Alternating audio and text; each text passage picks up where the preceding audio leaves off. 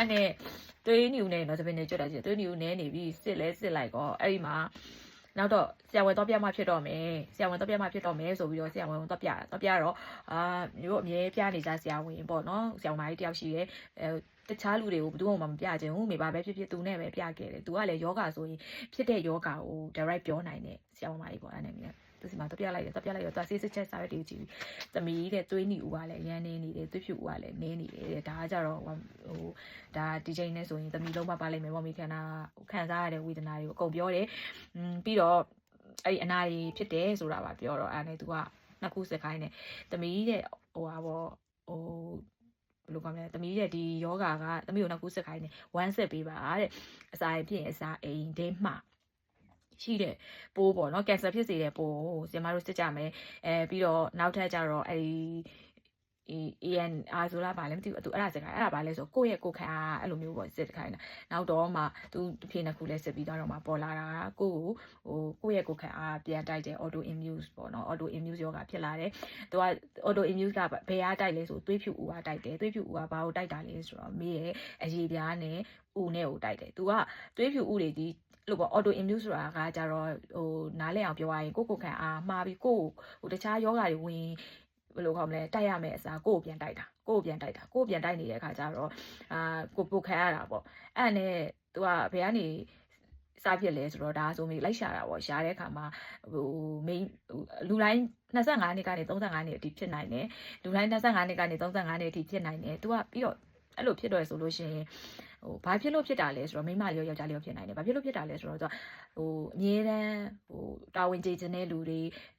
များသောအားဖြင့်သူများအတွက်ကိုပဲပို့ပြီးဦးစားပေးတဲ့လူတွေပြီးတော့ဒီကိုတာဝန်ရှိတယ်ဆိုပြီးအရန်အလုပ်အဲ့လိုမျိုးလုပ်ပြီးစိတ်ဖိအားတွေညားလာတဲ့ခါမှာဖြစ်တယ်တဲ့မိအဲ့လိုတော့တွေ့တာပဲဟုတ်တယ်မှန်တယ်လို့ပဲပြောရမှာပေါ့နော်ဒီကိုတွေလည်းအဲ့လိုပဲဖြစ်ခဲ့တာပေါ့လို့ပဲဖြစ်တယ်အဲ့ဒါနဲ့အဲ့ဒီဦးကိုတိုက်တယ်အဓိကအစာအိမ်လို့ထင်တာအစာအိမ်မကောင်းလို့ထင်တာအစာအိမ်မကောင်းတာမဟုတ်ဘူးဦးကိုတိုက်တာဦးကိုတိုက်တဲ့ခါကျတော့အနာတွေအဲ့ဒါကြောင့်ဦးရဲ့အရေးပြားရဲ့နှစ်ခုကိုတိုက်တာ तू ကဆရာမကြီးကပြောလဲဆိုတော့ကြောက်ကက်မဖြစ်တာပဲကြောက်ကက်ကိုမတိုက်တာပဲတော်သေးတယ်ကြောက်ကက်တိုက်တယ်ဆိုလို့ရှိရင်သမီးအသက်အနေနဲ့ရှိတယ်အဲ့တော့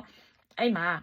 မဖြစ်လာလဲဆိုတော့ तू ဆေးတွေပေးလိုက်တယ်ဆေးလည်းထိုးရတယ်ဆေးတွေပေးလိုက်တယ်အဲ့ဆိုအဲ့ဒီမှာဆေးတွေလည်းလင်းရတယ်ပေါ့နော်အဲ့တော့ဘာဖြစ်လာလဲဆိုတော့တစ်နှစ်ကျော်လောက်ရှိပြီဆေးကမ်းပြလာရတဲ့အရေပြားနာလေးတွေပြပြသက်သာလာတယ်သူကဆရာမကြီးကပြောလဲဆိုတော့အင်းနဲ့ကိုသမီးရဲ့ကိုခံအားတဲ့သမီးကိုပြန်တိုက်နေတဲ့အခါကျတော့တဲ့သူတို့ကတဲ့ဆရာမကြီးကတဲ့ကိုခံအားကိုရန်သူတွေကိုပြန်တိုက်ဆိုပြီးကိုပြန်မတိုက်နဲ့ဆိုပြီးတော့တဲ့ပြန်ပြီးတော့လှည့်ရမယ်လှည့်ပြီးတော့ဖြစ်တဲ့ဆေးပေါ့လေဆရာမကြီးထိုးပေးလိုက်တယ်ပေါ့အဲ့မှာထိုးပေးလိုက်တယ်ဆိုတော့ထိုးပေးလိုက်တဲ့အရေပြားကကိုပုံမှန်လူတယောက်ရဲ့အရေပြားဒီဘယ်လိုခေါ်မလဲဆိုတော့ပုံမှန်လူတယောက်ရဲ့အရေပြားဒီများသောအားဖြင့်တစ်လားတစ်ခါလဲတယ်တဲ့ဆရာမကြီးဒါပေမဲ့ဒီကိုခံအားမှားရမိတိုက်တော့မိရဲ့အရေပြား9ရက်ခြားတစ်ခါလောက်လဲတာဖြစ်နေတော့အနာလို့ပေါက်တယ်ပြီးရင်ကုတ်လိုက်လို့ရှိရင်သွေးထွက်တယ်ပြီးရင်အမာရွက်တွေကျန်ခဲ့တယ်အဲ့လိုမျိုးတွေဖြစ်အရင်ယွန့်စရာကောင်းတယ်ခြေထောက်တွေမှာရောပဲပေါ့နော်ပြီးတော့ဘာနဲ့မှထိလို့မရဘူးထိတာနဲ့များသောအားဖြင့်ချင်းကြိုက်တာချင်းကြိုက်နည်းနည်းလေးကြိုက်တာနဲ့အမာရွက်ကျန်ခဲ့ပြီအဲ့လိုမျိုးတွေဖြစ်ပုံမှန်ထက်ဆိုးတဲ့ဟာတွေဖြစ်နေတာပြီးတော့ဦးဖြစ်တာပေါ့နော်အဲ့ဒီချိန်မှာဘာဖြစ်လဲဆိုတော့မိတစ်လားလောက်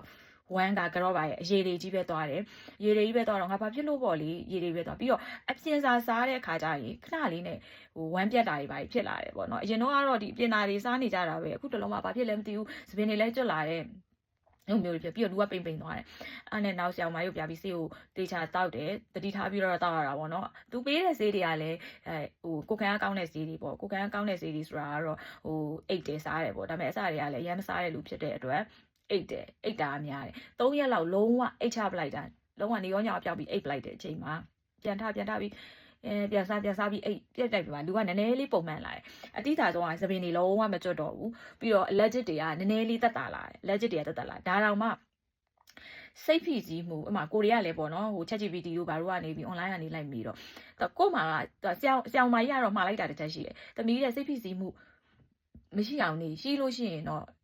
့တိတ်မပြောင်းနိုင်ဘူးပေါ့နည်းနည်းတော့ကြာမယ်ပေါ့နော်တိတ်မပြောင်းနိုင်ဘူးတဲ့အခုကုရတာကတော့ကိုခံအားနဲ့ဆိုင်တဲ့ခါကျတော့ကုရမယ်နည်းနည်းတော့ကြာမယ်တဲ့ဆိုတော့အဲ့နဲ့ဟုတ်ကဲ့ပေါ့ပြီးတော့ तू က highlight ဘာမှလဲဆိုတော့ no မတောင်းနဲ့နော်တဲ့ဆိုတော့ဟုတ်ကဲ့ပေါ့ तू က ဥမကောင်းထင်တာဥမကောင်းဆိုတော့နို့မတောင်းနဲ့နော်အော်ဟုတ်ကဲ့ဟိုအဆက်ကတော့ချင်းချင်းစားလေးတဲ့ဆိုပြီးအော် तू ကလို့ဘာဖြစ်လို့နို့ဟိုဟာမဖြစ်တာလဲမသိဘူးပေါ့အဲ့ဒါနဲ့အိုင်မဲထားလိုက်တယ်ဆိုတော့အဲ့မှာရင်တော်တော်ပြန်ကောင်းလာတယ်ပြန်ကောင်းလာတယ်လူကတော်တော်လေးအားရမဟုတ်ဘူးဆိုရင် तू ကအဲ့လိုရိုင်းနေတာရိုင်းနေတယ် तू ကတဖြည်းဖြည်းလွင်းနဲ့လည်းဖြစ်နေတယ်ပြီးတော့အဲ့ဒီမှာသပင်နေဆိုလဲဘာမှမကြံတော့ဘူးမစ်ပင်နေဆိုလဲအရန်ပါပြီးတော့ဘာမှမကြံတော့လက်ချက်တွေကလည်းလေဘာနေမှလည်းထိလို့မရဘူးဖြစ်တာအဲ့အချိန်မှာ